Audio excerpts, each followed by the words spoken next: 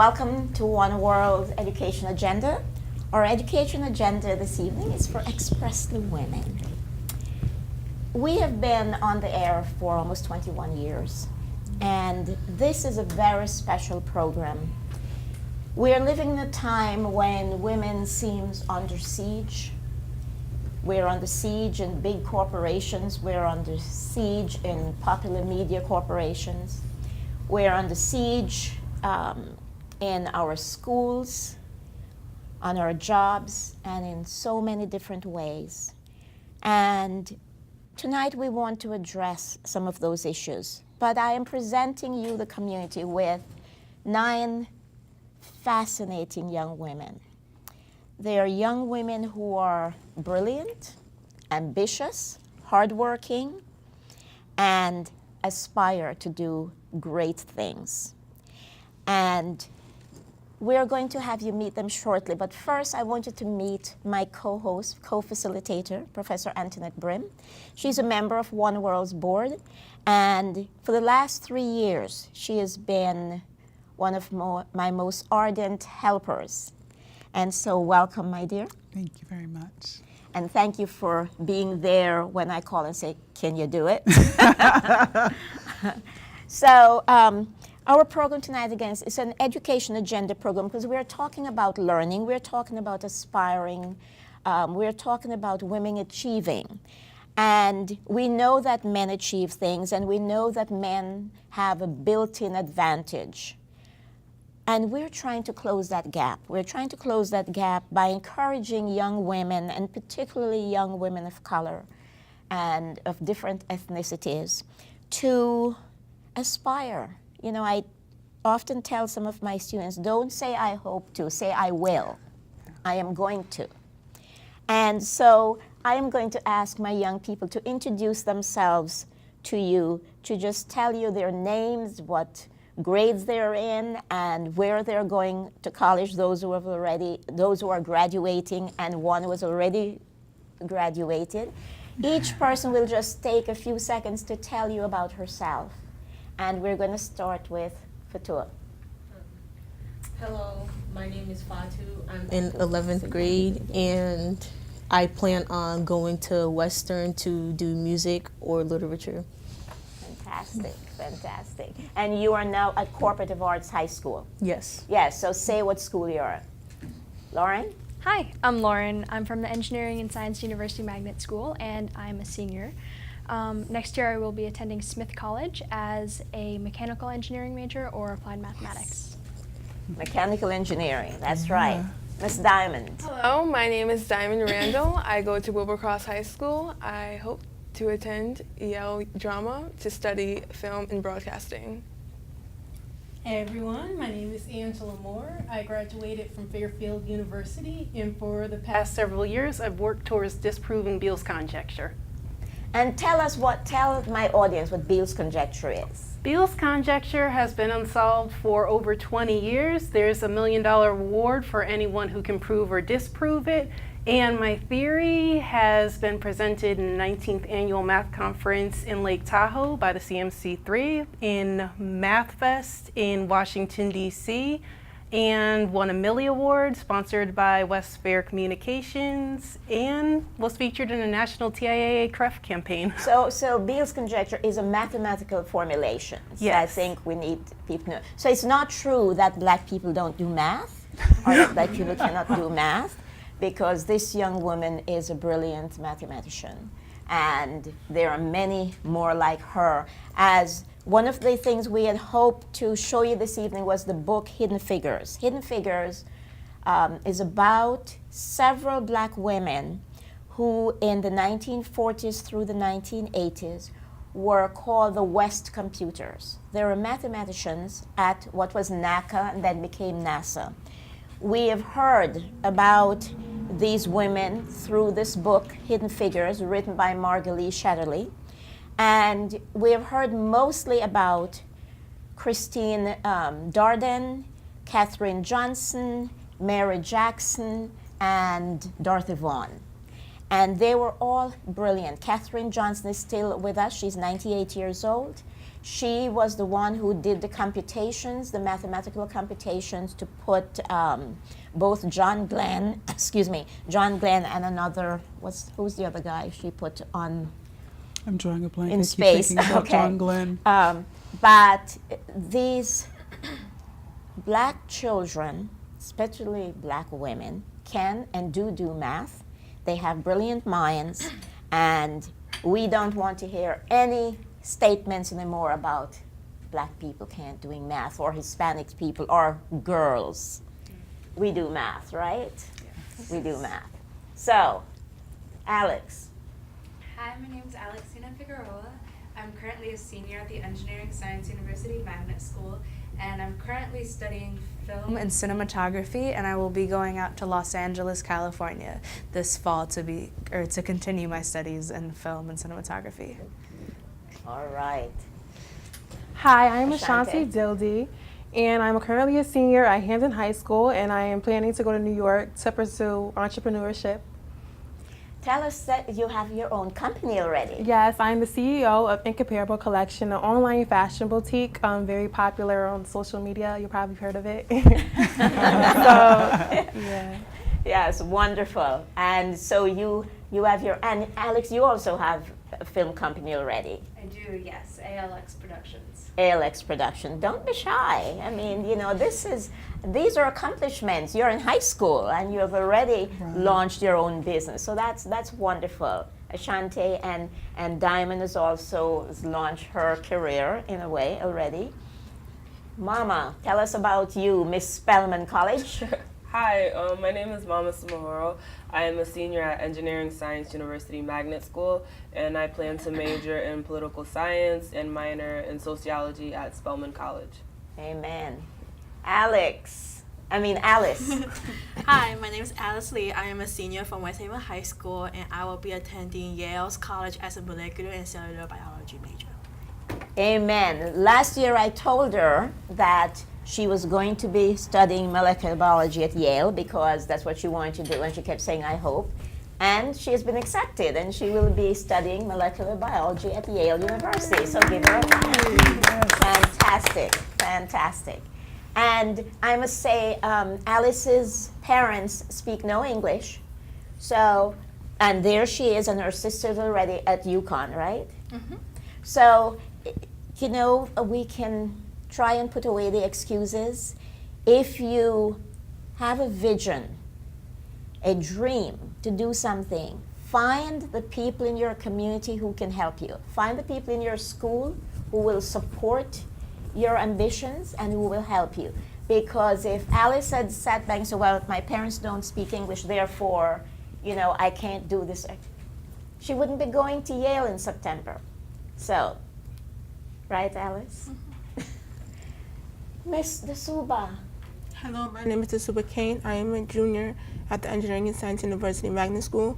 When I graduate, I hope to attend UConn in STORS to become a surgeon or environmental scientist. Wow. Amen. And I want to say about Dasuba, she's the second member of the Kane family to have participated in OneWorld programs. Her sister, Odia Kane, which my regular audience knows that her sister she was with us for the entire high school time, for the entire 4 years she was at ESUMS, and she's at UConn now. She's pursuing a PhD in neuroscience or something, mm-hmm. And she, and she was back with us for her first year of college doing the college high school forum. So her sister has been with us for 5 years. And so I am pleased to have Ms. Dasuba. She was with us for her radio program a few weeks ago. And she's also a brilliant young lady, and she's going to be a surgeon. Thank you. So welcome to all of you. Welcome to all of you. What do you want to start out with, lady? Well, I like that big question that you posed. How do you ladies envision your future? You have such amazing aspirations, things that you will do as opposed to hope to do, yes. Right? Things that you will do. So how do you envision your futures?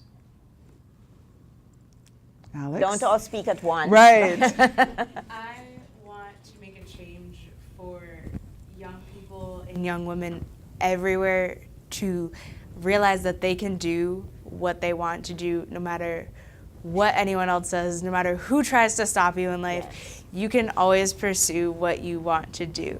I know that I have faced so many challenges in my school being predominantly male, just as a female in my engineering classes and my technology classes, to just really push through these additional barriers and borders that are there for me to accomplish what I want. So I don't want people to ever stop trying. So you envision yourself breaking some glass ceilings. Oh yeah.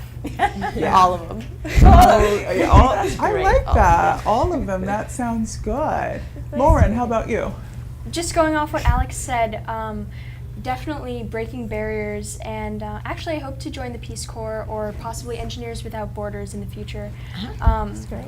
So traveling to third world countries, really helping out, whether it's designing structures or developing water filtration systems to help people in third world countries, jump ahead and really get the resources they need.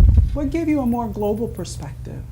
Actually, I've been enrolled in an international relations course at the University of New Haven, and we've been talking a lot about politics, but also about ethics and how people all across the globe are affected by first world actions as well as third world actions. So that kind of allowed me to obtain a more international point of view. So you saw the interconnectedness between the first and the third worlds.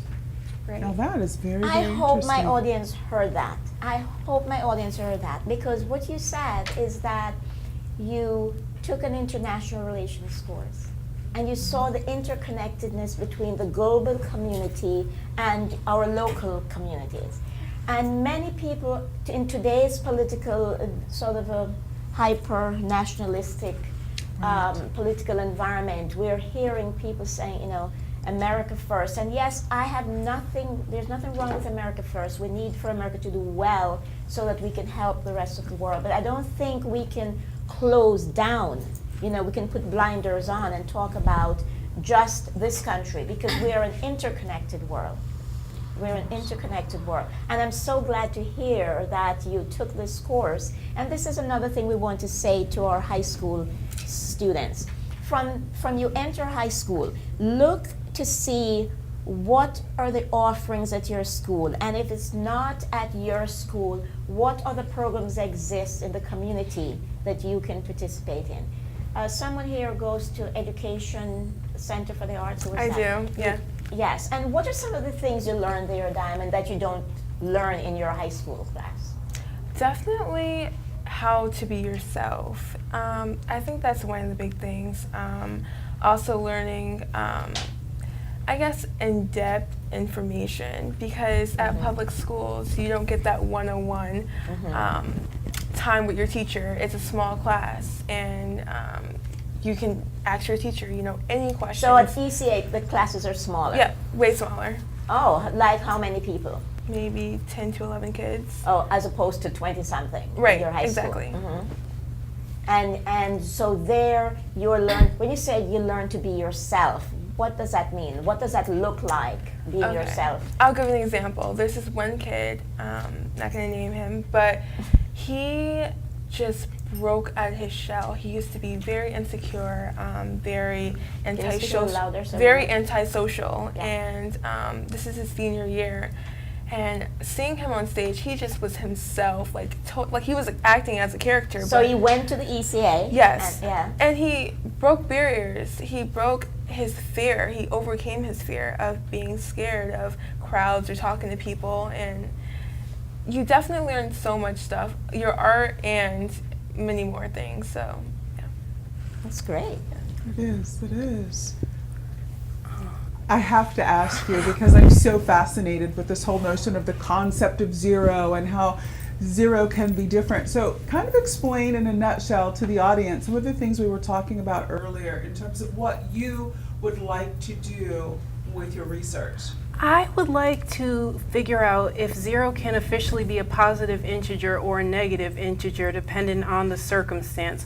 When you look at it, there is something called sign 0 that's used in a number of different instances in regards to temperature. It's used in IEEE's engineering standard for computations. It can be used informally for rounding purposes. It can be used to illustrate the concept of approaching 0. And just looking at the fact that if you're using it in IEEE, that it can produce different results than a normal 0 would. For example, you can't divide by normal 0 in normal mathematics, but you can if you used a sign 0. I just want to look at why it sometimes produces different results. And if something is producing different results, if it should always be classified as the same. How can something be exactly the same if it has different results? And if 0 is classified by being signless, if it has a sign attached to it, it seems like it's going into a new category. And the thing that was, I know, isn't it? It blows your mind. Yes, because when you first said that, you know, I started thinking about the implications of that. So things don't like happen in a vacuum. They're important because they can be applied. So talk about some of the ways that can be applied. I think my little mind was like, ooh, so that would mean that engineering-wise, we could have more stable structures. It's argued that it can increase accuracy if you use sign 0, and also the fact that you can change the rules of 0 if you use it. For example, as I was mentioning with dividing by sign 0. Originally, you don't even know which side you're looking from when you're dividing by 0. There's too many possibilities, it's undefined. But if you try specifically sign 0, you know which side you're approaching from, and it can give you a negative or a positive infinity, which is only possible once you start looking at sign 0s. And I just wanted to do a breakdown of all the comparisons and see every single time it produces something different than a normal 0 would, and see if after all this is considered, especially since it's used in different respects. For example, as I was mentioning, the temperature argument, the concept of approaching 0, the use in the engineering standard, if you're comparing all these different uses and then you pull them all together, because most people don't hear about the whole story of sign 0, they only hear about bits and pieces. I believe that it's going to open a brand new category. So I just want people to examine it, see if there are even any more instances where it contradicts itself, and see really what this is. I don't think anyone's really tried to classify or challenge the concept of positive 0. And I also know that mathematics has also been evolving from the history of time. At one point, we couldn't even have 0. 0 didn't exist at one point. And there was also a time where negative numbers were thought to be an impossibility. And then even think of all the mathematical breakthroughs, all of the research that's been going on. It's just something that I've questioned to myself. When I noticed that there were different disparities between sign 0 and normal 0, it just got me thinking, and I wanted to get others thinking too. Now, I want to say, you started this when you were at New Haven Academy? I started this a year after I graduated from Fairfield University. But weren't you the whole math when I was at New Haven Academy, I did receive 100 every single year as a senior during my math courses, and was ranked the highest performing math student in my school. I was also ranked one of the top 50 juniors in New Haven and graduated salutatorian. So math was always something that was an interest. At Fairfield, I was an intern in the Connecticut Pre-Engineering Program and a mathematics tutor for Achievement First. And then even when I graduated, it was something I heard about the conjecture in the news. It seemed fun. Everyone was trying it. But a lot of people just wanted to play around with it. But one of the things that really got me was the fact that before I even really gave it a fair attempt, once I told people about it, they act like, yeah, but you're really not going to find anything. They act like if all these important math professors can't do it, what makes you think you have a shot?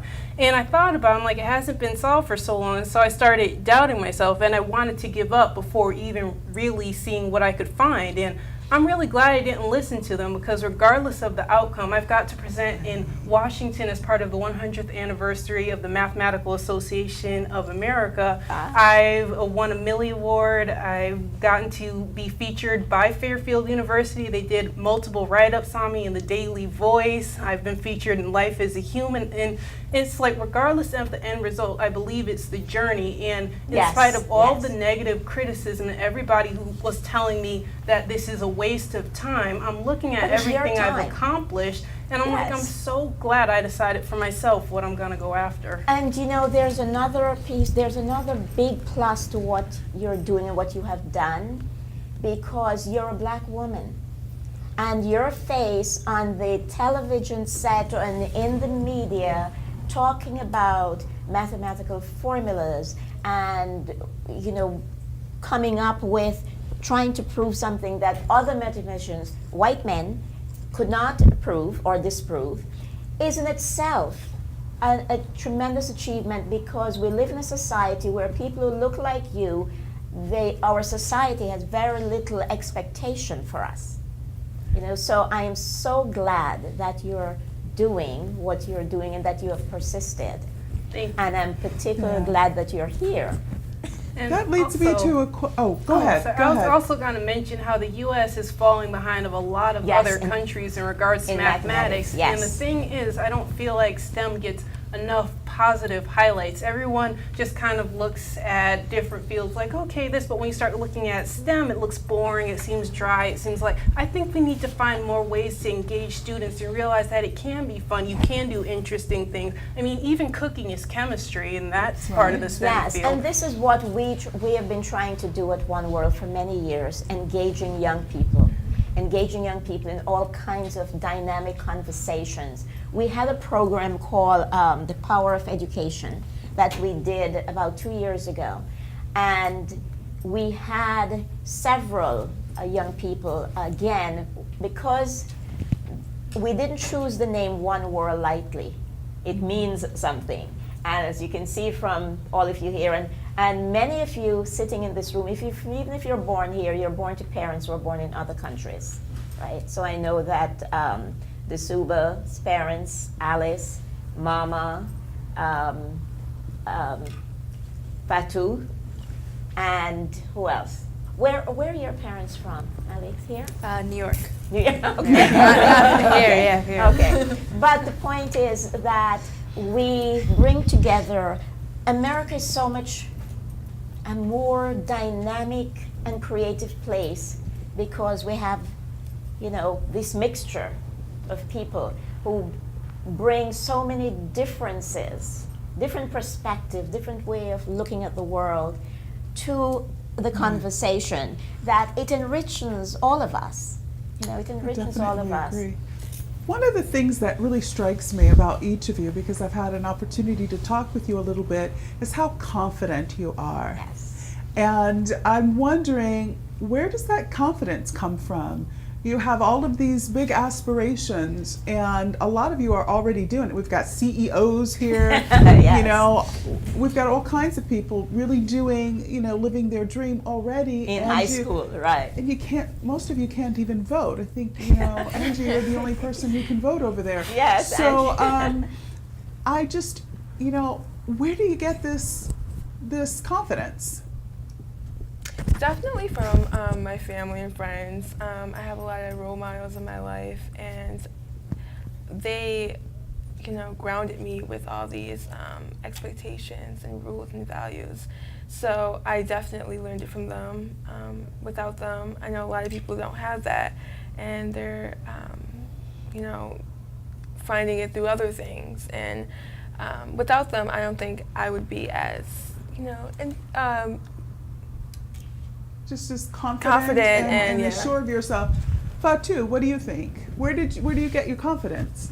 Well, I think definitely having drive and also knowing that what I want to do has the power to like speak to other people or change people, because you know, there's advantages and disadvantages to the world we live now, and Yes. I think that we should appreciate the good and also try to change some of the bad, and that's Amen. really what I want to do with my career. But where do you get that, the insight, you know, where do you get that insight? What do your parents, I am sure that like those of us who are born in other countries and who come here and encounter racism or encounter sexism, and not that sexism isn't in other places, it is, but sometimes when racism is combined with sexism and nationalism, especially now, Right. you know, it's, for those of us who come from other places, there's a particular challenge. So for your parents, what are some of the words of warning your parents have and precaution to protect you from what they see is happening in this country? And at the same time give you that zeal to pursue your dream? Yeah, well, I remember like being in elementary school, having my parents being of a different background, and me having a different background. Just your name alone. Yeah, you say, Fatu. "What?" Yes. Half of the good side of it was like, whoa, like your name is Fatu, you're from Senegal, like. But there's also the stereotype, like, oh, you're from Senegal, Yes. and the stereotypical questions. So my parents always warned me about the stereotypical questions, and also told me that you're here to get an education as well, and just like everybody else. So I'm focusing on just having the same opportunities and just trying to do what I can do to get to the top. Mama, you had your hand up? Well, so to piggyback off the question that you posed, well, being an African, we often have these standards for women to not really put an emphasis on education. Yeah, and so, tell us what country your family is from. my family's from the Ivory Coast in West Africa, Okay. so my parents often told me that, you know, education would be the key to break the standards. Yes. So also coming with the, you know, stereotypes of an African, and then you have the cultural, I'm not going to call them stereotypes, but the cultural barriers But that they are have. stereotypes. Go ahead. Well, like, so being an African woman and then a woman of color in a land that's foreign to me and my family, some of the challenges that were brought up, they're kind of foreign to me and my family. So while I'll go to school and I'm getting stereotyped and bullied also, it'll be like an experience my family will go through too, because I'm the first child, so everything's new. So what kept me confident would be, you know, the women who really didn't have an opportunity to speak. And so I feel like if I do well enough, I could speak for them. I could speak for the women who were silent. I could speak for the women in my country who don't really have the opportunity that I was given to pursue an education in America. So that's where the That's confidence great. comes from. Ashanti, who told you that you could start a company? It just started with me. Like, I love fashion, so I decided to sell my own fashion. You know, like, people are always told, you know, go to college, you get a good job, but why are we not teaching our kids, you know, start your own business, you know, give people jobs. You could do that. And as a black woman, you know, we have low expectations. We have, like, people have low standards for us, the stereotypes, you know, we're ghetto, we're this, we're that. And I just overcame that and decided I could do what I want to do. Like, if I want to start a business, I'm going to do that. I'm going to be a millionaire. I'm going to do everything. I'm going to give jobs to women of color. And I'm gonna just be a role model for black women. We need better representation for black women in the media, on TV, and everything. And I wanna help change that. I think that's wonderful. Alice, yes. Yes, like for you whose parents don't speak any English, and you know, you live in West Haven, which is a very dynamic town, and I know you have an older sister, but where did your sense of pursuit come from? So basically, my parents taught me that you should take criticism as a form of motivation. So like if other people criticize you, but if you know who you are and what you are capable of, then you could prove them wrong. And that's like where my confidence is. It's like, okay, you doubt me, but like I know what I'm capable of. I know what I'm capable of achieving, and so I will prove to you that I could do it, basically. So the more that people tell you no, you can't do it, is the more impetus you have to prove them wrong. Yes. So we haven't heard from Miss Alexina over here yet, and Miss D'Souza. So go ahead, D'Souza. My confidence definitely comes from my sister, because I Yes. see her doing all this work, and I'm just like, I need to be there. I need to do just as well as her. She's written like 3 books already, published it online, and I'm just like, I'm not going to write books, but I'm going to become a doctor one day, and I'm going to do better for my community and to help my environment out. You never know, you might write a book too. Now, it's interesting because your name is Figueroa. Yes. Does that make you Latina? Yeah, I'm Puerto Rican. You're Puerto Rican, but you're as pale as they come, so I'm sure. Yeah. Oh my. So I'm sure that when you're walking in the street and people see you, they don't think you're Puerto Rican. No, they do not. They get very surprised when they meet me in person. Yes, so, but you were born and raised in this country. I was. Yes. What are the challenges you face once people get to know that you're Puerto Rican? I was at a film festival, and this person and I were talking just about all of these films that we loved, and I'm like, yeah, you know, as a young Latina female, it's really hard compared to And a lot he of said, other. "Why?" Yeah, and he's like, what are you talking about? Why? He's like, you're not Latina, and it's like, nope, yes I am, I promise you. Like, I get looked at differently. People just automatically, you know, my last name, they're like, oh, you speak Spanish, like, where do you come from? All these different stereotypes, and it's not fun to have those attached to you when, you know, they're stereotypes, but that's not who I am. I'm an individual, I'm a very unique person, so all of these different challenges of people telling me, no, you can't do this because, you know, you might look like them, but your name isn't like them. Oh my God. Yeah, it's crazy. Now, let me ask you a question, Alex. As I said, when people, if they don't see your last name, they don't really know if you're, and even with the name Figueroa, you could be Hawaiian, you know, you could be. I get Italian a lot. You could be Italian. Have you ever experienced something where someone was willing to work with you or do something with you when they think you're a white female? Yes. And then they find out that you're Latina. Do you ever see a change? And if so, how do you deal with that? I have seen changes. And when it comes to that point, I have to detach myself from that situation. Because just because you learn part of my name or learn where I come from does not mean I am a different person than I was 2 seconds ago or before you heard that name. Yes. I am still the same person. I'm still capable of doing everything that I can do. So if you can't respect that, then I don't think it would work out well to be in company with you. That brings me to one of the questions that we were interested in asking, which is, the political climate is very interesting right now, and I'm going to leave it at interesting. So do you think that your hopes and dreams are going to be maybe impacted negatively, or do you think this is just as good a time as any, and it's always been difficult for young women of color, so you're just going to move on, or women in general? How do you guys feel about that? Honestly, I'm just afraid in general for safety reasons, especially when you look at international relations. I mean, if you look at the fact that we just dropped the largest non-nuclear bomb on ISIS militants in Afghanistan, we've got North Korea working on a missile that could reach the United States. I mean, it's just, you get really freaked out when you're like, this isn't something that's just in a book, it's not just in a movie, it's real, and you really wonder how that's going to affect you.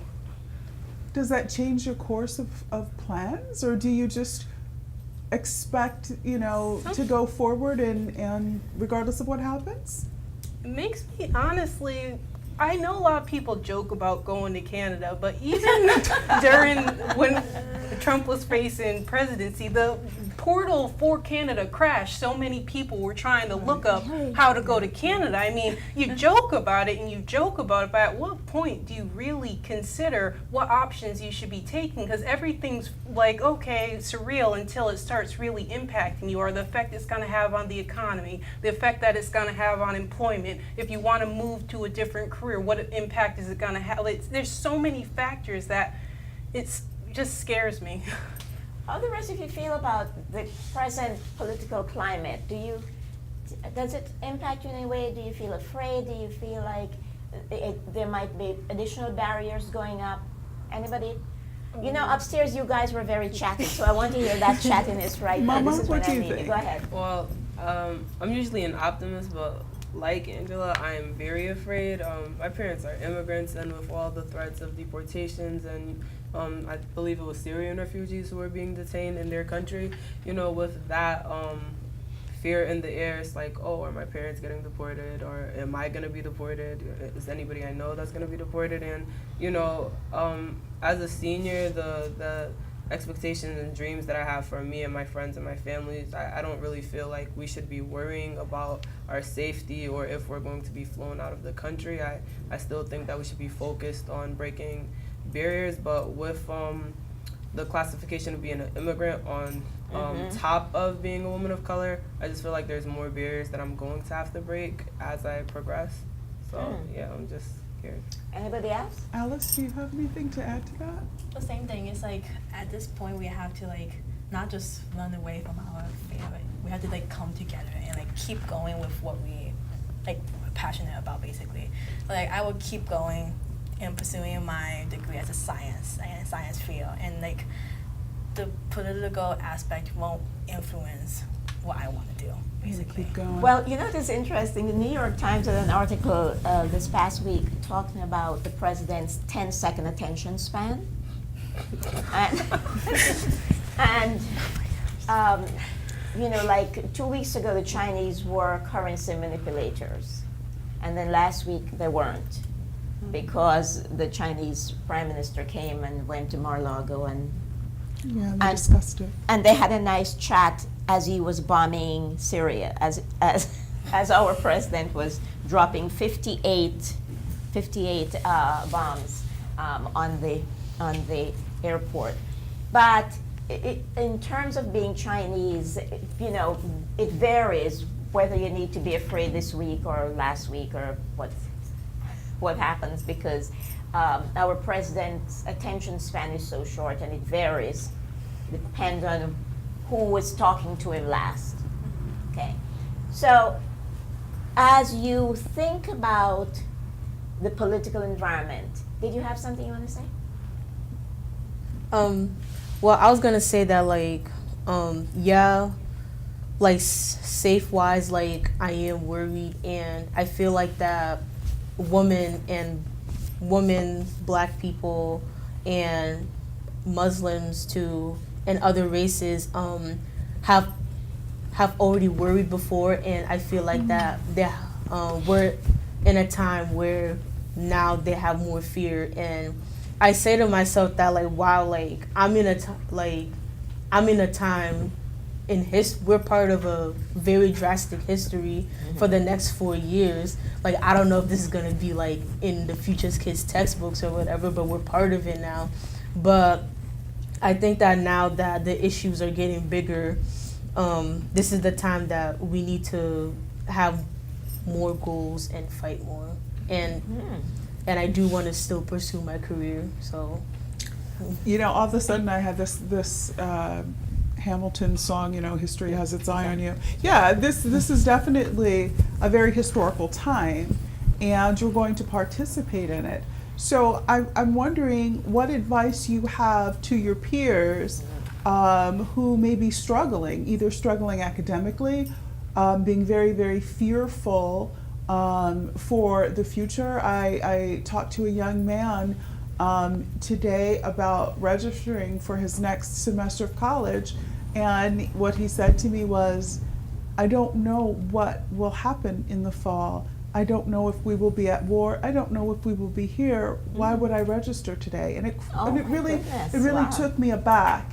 And we had a nice long conversation, and he just expressed to me that these feelings. What would you say to him? What would you say to others, you know, who might be feeling that same way but don't feel they can articulate it? Yes, Angela. I feel that you should continue to plan as normal unless you're gonna start taking actions to plan based on moving. Like he's afraid that he's not gonna be here next semester, then start planning on what you're gonna do if you're not gonna be here next semester. If you're not making that plan, keep making the plan as it already was.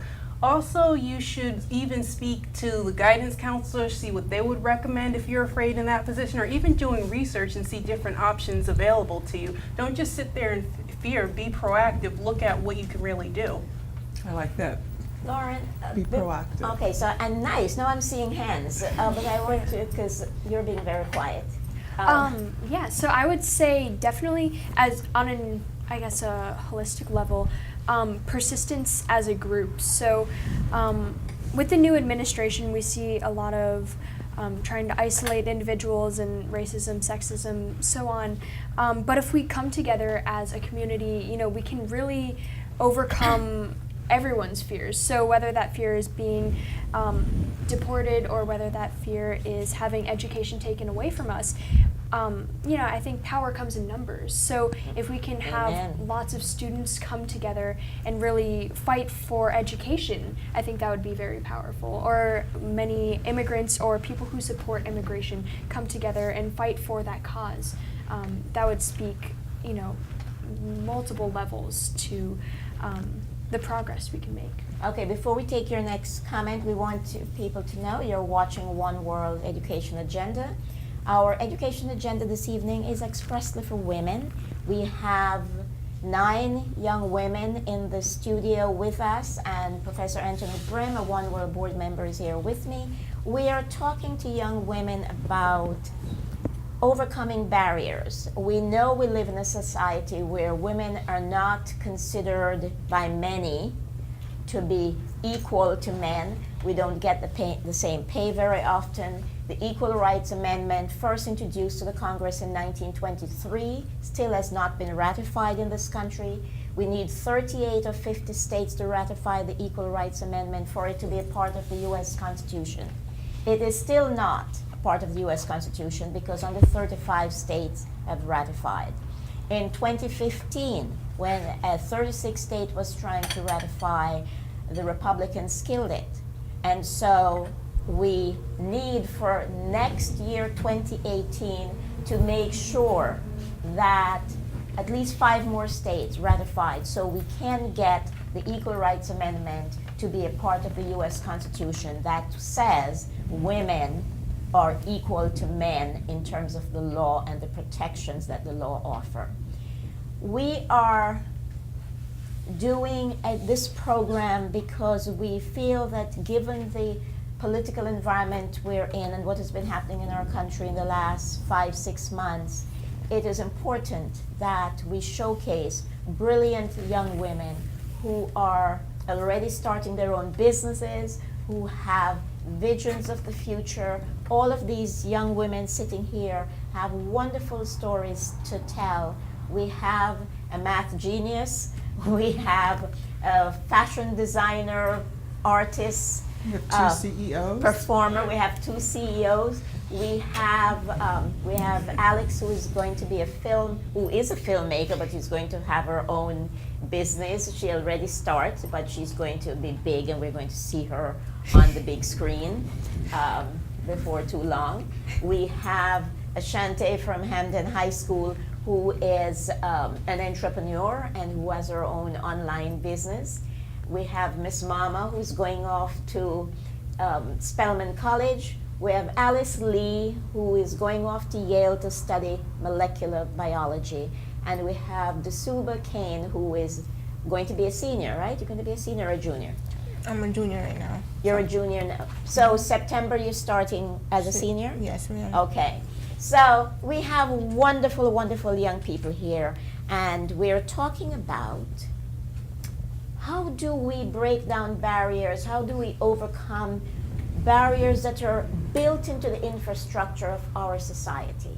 You know, you don't see them, they're not very obvious to you, but they're there. You find out they're there when you try to cross one of the invisible barriers. When you try to get someplace that is reserved for men or reserved more so for white men, and you only find out when you try to move the post that, oh, this is not for you.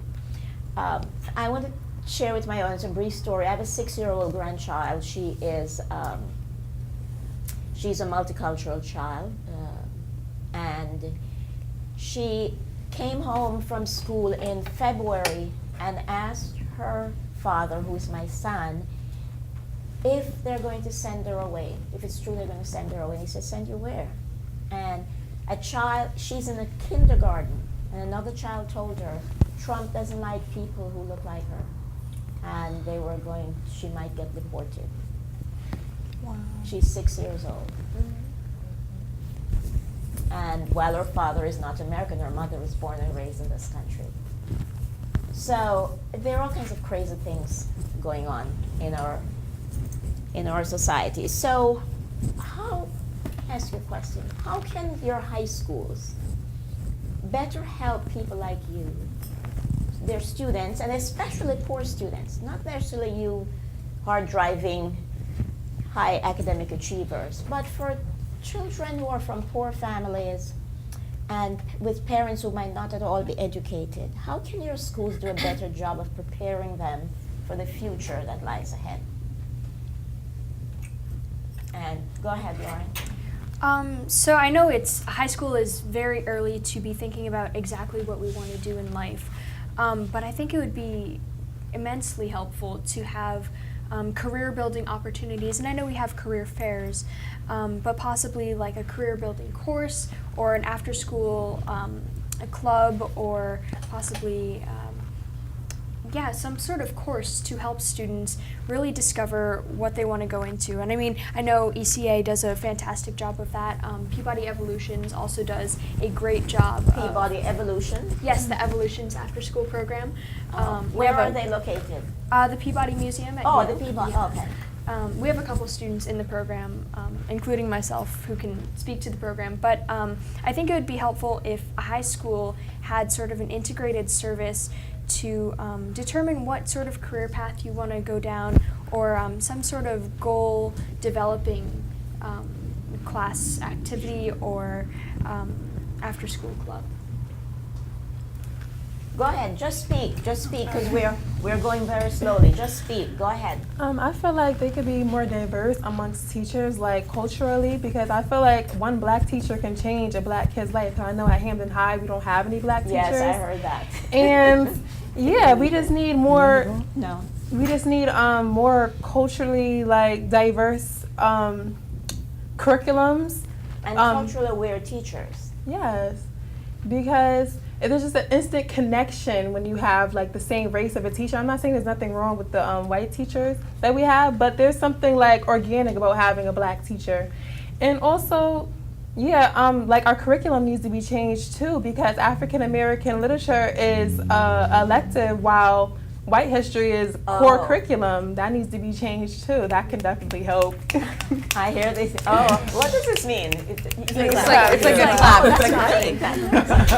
Okay. Yeah. Who else have something to say? I also think it helps when a teacher really takes an interest in their student. Students can feel when a teacher might not like them or something, or might not really care what's going on outside of school. Not a lot of teachers do a great job, but there are some teachers who I feel might not pay all that much attention to what a kid might be going through. There's a lot of things that can hinder a kid being able to focus in class. If you have a difficult family life, if they might be in tough situations, their friends putting them in awkward situations involving drugs or shoplifting, and when you're battling all those negative influences and you go in a classroom and you feel like you're just a number, it might not make you really want to give it your all. But I remember back when I was in school and I had teachers who seemed like they really, really liked me. I wanted to do my best. I wanted to try to make them proud. I wanted to live up to their expectations. So when they set high expectations for me and I felt like they were really rooting for me, I pushed myself even further than I would have in my more normal classes, I feel like. Okay, let me hear from the rest of you. After all these, after everything that has been said, I agree. Definitely with pushing students at ECA, like I mentioned before, the teachers, I feel like they expect so much from me, and it pushes me and motivates me to do my best and memorize my lines for acting and be there all the time.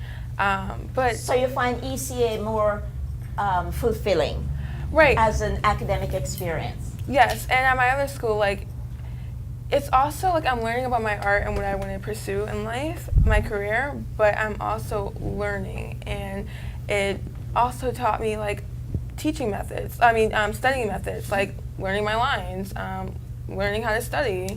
I always knew how to, but it was a different way. So are you saying that being at a comprehensive high school and have that supplemented by ECA, you feel you're getting a broader education. Oh yeah, definitely. Yes, yes. Oh, so what happened to the kids who don't have ECA? Well, you can definitely see a comparison. Kids who go are high achievers, not to put the other ones down. So it's optional? You can go, it's not that your teacher picked you and say, or you have to request You had to it? audition, or yeah, for my department, which is theater, I had to audition, but other departments, they have to bring portfolios for art, and they have to make up a dance for dance department, so it's different. But going back with the diversity, at ECA we lack that. There's a lot of white teachers, and that was a topic that we brought up in class one day. And a student, she mentioned that and how she wished that there were more black teachers. And the teacher had said that, you know, they did apply. She said this to a white teacher. She wished there were more black teachers. Yeah. And are there no black teachers at No, ECA? there's a few, but not many. There's I saw maybe like one or two. Yeah, but Hamden High has none. 0. And we have like 50 teachers. And 2 years ago, I had a student from Hamden High School in the program. They said the same thing. And so you still have no black teachers at all. No, but 62% of the student body is black and minority. So it's kind of weird how we have so many black kids but no black teachers. Wow. See, at ECA though, the kids groups is diverse. It's not like a whole bunch of white people and then black people. It's just everyone, and I guess that's where we get like the cultural. Everyone's just in there, and it's really nice. I'm wondering too, what do you guys do to help peer mentor? Because you guys are solid. I mean, you're stellar. You're stars. And I know that you go to high schools with other kids who maybe don't know about these types of programs, or who don't think that those programs are for them. They're for other kinds of kids, or, you know, kids like me don't do those types of things. So what do you do to be mentors to the other people around you? I try to be inclusive, not try to restrict myself to one student group, and try to, you know, mingle with a lot of different students. And if I see students in my senior class who aren't performing at their best, I'll try to link them up to programs that can help them achieve, because, you know, we're trying to make everybody prosper. We don't just want to see some people prosper. We try to move and create a better generation. Okay, so I was just told we only have 5 minutes left. So it's open season, guys. If you have something to say, say it. So let's start with Alex. And it can be anything, it doesn't have to be right? I think you should never let someone stop you from doing what you love. If you love doing it and you think it makes a change, keep on doing it for you and do it for everyone else. Everyone has a story, everyone has a voice, everyone's voice should be heard. Okay, anybody else? Yes, and I also want to mention this. I did this event. I went to this event, and we created this vision board, and it was a vision board. A vision board, and we cut out things that inspired us and put it on this board, and I put it right on top of my dresser. And every day when I wake up, I look at my goals and what I want to be or what I want to pursue. And when you have a goal, you can just go right. It's like right there. So you're saying to people, write down what it is you want to achieve, whatever is your top 1 or 2 or 3 things, and look at it every day. You can write it down. You can put it up on your walls, anywhere. Dasuba? I kind of want to touch on the question of what if, or like, I don't know what's going to happen. Instead of worrying about what's going to happen and what's not going to happen, try to focus on something that you can make happen. Because Very good. you Yes. want to I do like something that. good for yourself. I understand some to do people this. have difficulties in their lives and everything, but telling yourself, I don't know what's going to happen in the next year. What's Trump going to do? What's going to happen? You don't need to know what's going to happen. You need to figure out what you're going to do to make something happen for yourself. Okay. Anybody else? Go ahead, Alex. For parents and teachers, like, you don't know how much your words could impact someone. Like, a lot of my parents, they don't understand English, but what they tell me and how they lecture me every single day really make me who I am today. And the same thing for teachers, like, your words like could really push someone to get into like top colleges and like or destroy them.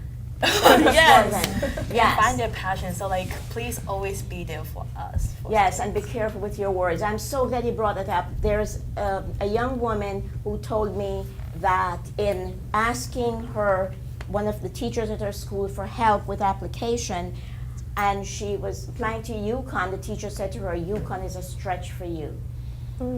Yes, and that just infuriates me. I want to have a quick question. Alex started doing this, and all of you, how you're in different schools. How do you know that this? Poetry. Oh yeah, it's a poetry. What? Poetry. Spoken word poetry. Oh, So when you hear something you like or you agree with, you snap for it. Yeah. This way it's not as loud as clapping, Yeah. but you still show the support there. I see. Okay, we have 2 minutes to go. Just talk. I would like to say to keep yourself in a bubble of positivity, and ignorance can be a bliss. You don't have to really know everything, like the Suba said. You could put your energy on focusing on what you can do instead of stressing about everything else and not letting yourself be impacted by negativity. So don't listen to Mr. Trump. Just keep yourself in a bubble of positivity and support each other when you like something. Anything else? Ashante, any I last just want word? to say, like, your black is beautiful. You don't have to secure to European beauty standards. Don't touch your hair. It's beautiful. And, yeah, just be confident in your own skin. Fantastic. That's a wonderful place to leave it. What's your last word? My last word is that you guys are all wonderful role models for your peers, and I hope that you will take a lot of this and turn it outward and bring someone else along. We didn't talk about Hidden Figures, but I think one of the most impactful parts of that movie was when the supervisor says, I'm not going to go to the next post unless I take my team with me. Yes, and she takes all 30 women, and they all get an opportunity to be some of the first people to work with IBM. And they were all women of color, but it was because someone stood up and said, I'm not going to just take this for myself, but I'm going to take others with me. So I hope you'll all take someone with you. And we're talking about Hidden Figures. Please read the book. The movie and the book are not the same. Please read the book, Hidden Figures. Do yourself a favor this summer. Read the book. Okay? And Margalit Shetterly, it's her first publication. She's an African-American woman. She's great. Thank you, thank you. Thank you to Austin and Daquan and Alex and, oh my God, Angela, Diamond, Lauren, Fatu, Ashante, Mama, Alice, and Dasuba. Thank you all. Thank you, my sister. Thank you, thank you.